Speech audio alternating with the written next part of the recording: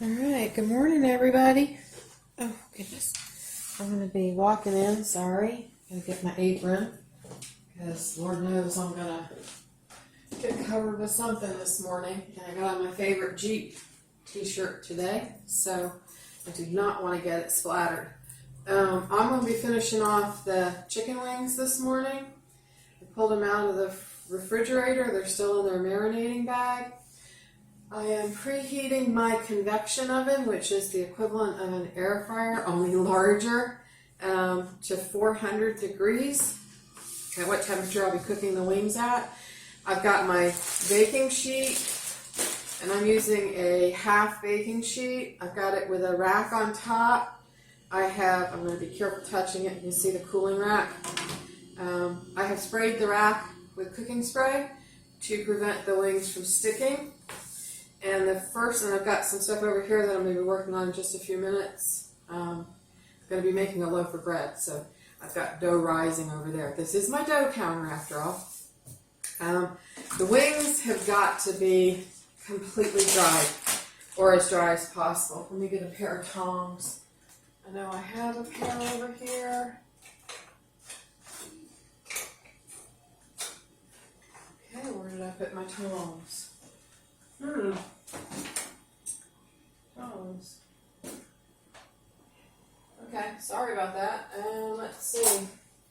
You can always use a replacement.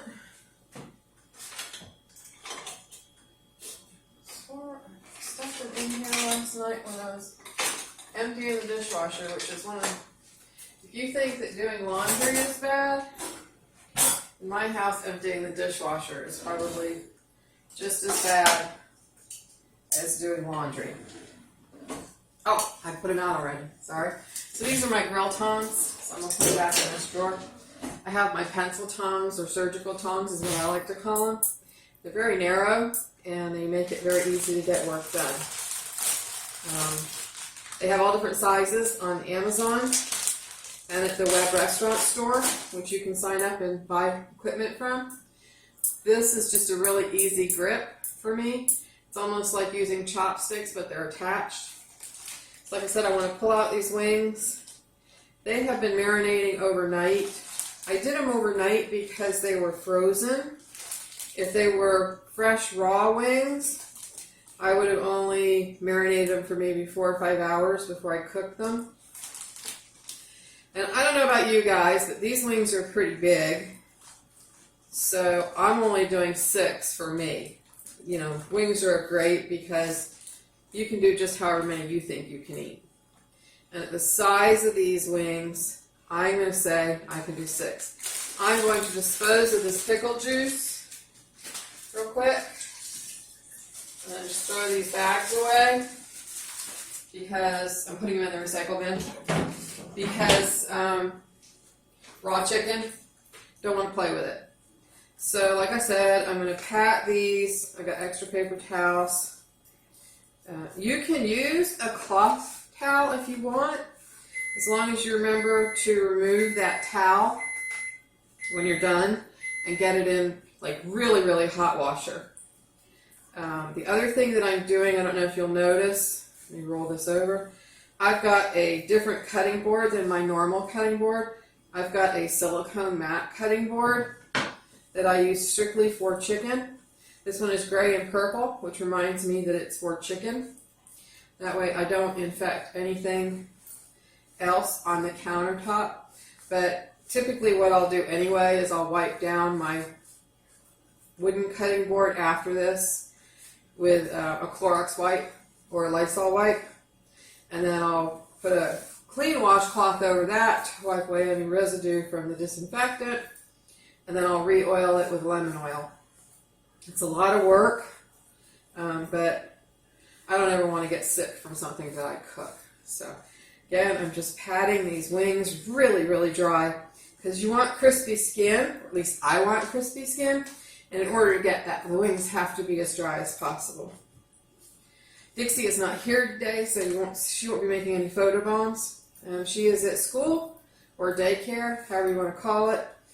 I have some meetings this afternoon, and I didn't want her barking, plus she needed to burn off some play energy that she has, even at 7. She has a lot of play energy still, and a lot of anxiety. So I think my wings are pretty dry. They look pretty dry. I'm going to go ahead, move them. Oops. Well, before I move them, I want to go ahead and season them, because I'm going to put them, I'm going to throw this into the sink so I don't forget to throw it away. I'm going to season them with one of my favorite seasonings, Chef Paul Prudhomme's. This is his Poultry Magic. He has a lot of really good seasonings that I like. Dubs has good seasonings. And Penzi Spices, if you ever get a chance to go to Penzi Spices online, they have a ton of great seasonings that you can buy. They have a store in Arlington, or they used to, I don't know if they still do pandemic-wise, that I used to love to go into, and I'd spend hundreds of dollars on different seasonings. So I've now seasoned the skin side. That's the only side I'm going to season. And I'm going to put these wings skin side down. With the round ones, it doesn't matter as much, or the leggies, however you want to call them. The flats, there is a definite skin side, and you want to put that skin side down. Like season, yep, there we go. Skin side down. I'm not a leggy person. I like flats more, but being I didn't have a choice because I guess, there's a lot of chickens running around in this world right now that don't have wings, because it's almost impossible for me right now to find fresh chicken wings. Everything that I find is frozen. So, like I said, I'm going to wipe down my board. I'm going to go ahead. The oven just signaled me that it's at 400 degrees. So I'm going to go ahead and pop these in.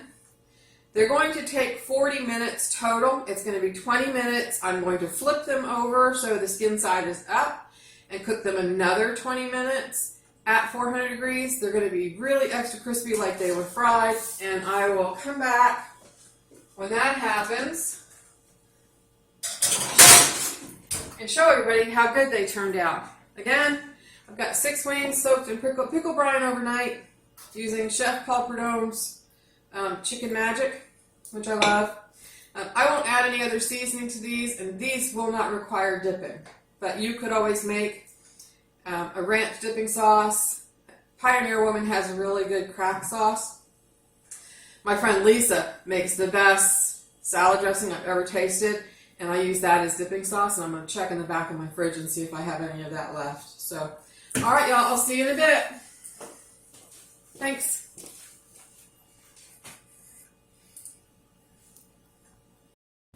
All right, y'all, you can hear my alarm going off on Alexa over there. Alexa, cancel timer, which means, yay, my wings are done.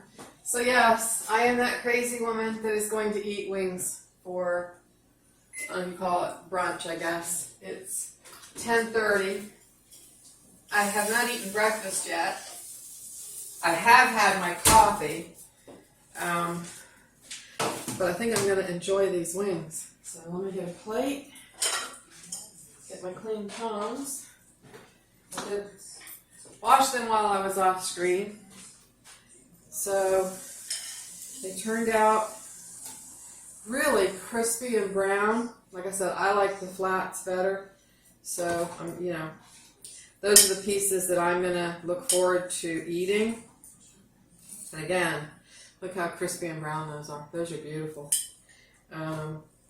I don't know if I'm going to do dipping sauce. I'm going to wait till I bite into them and see how they turn out. I'm going to be really careful with this pan. You can see how much fat came off just those 6 wings. So I'm going to put this in the sink and scrub it down later. That's it for right now. I said I was making some bread, so I'm going to show you one of my handy dandy bread pans.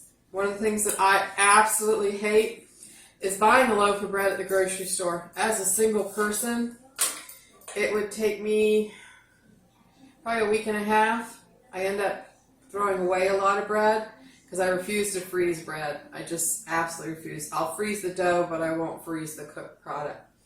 So I went in search of the perfect bread pan to make a half loaf. This is called a Pullman bread pan. This is a nonstick pan. You can use it just the way it is, or it has a lid that slides onto it. Let me get this on here.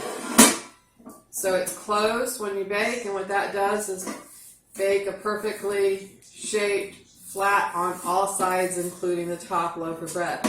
That is used a lot, or it used to be used in the 80s, I guess, for making a dish called a Pullman loaf that was used in catering. And when I was at the college in Utah at Weber State, we used Pullman loaves a lot. And I'm going to make one of those this weekend, and that's with cream cheese and ham salad and pimento cheese and pecans, and just, you can fill it with anything you want, but it's literally like a bread lasagna with different fillings. I'm going to make mine with ham salad and egg salad, and then I'll cover it with cream cheese and pecans and get it really cold so it slices well. The bread for Pullman loaves is sliced on the horizontal, not the vertical. So out of this pan, I'll get probably 4 layers of bread. So I'll get 3 layers of filling.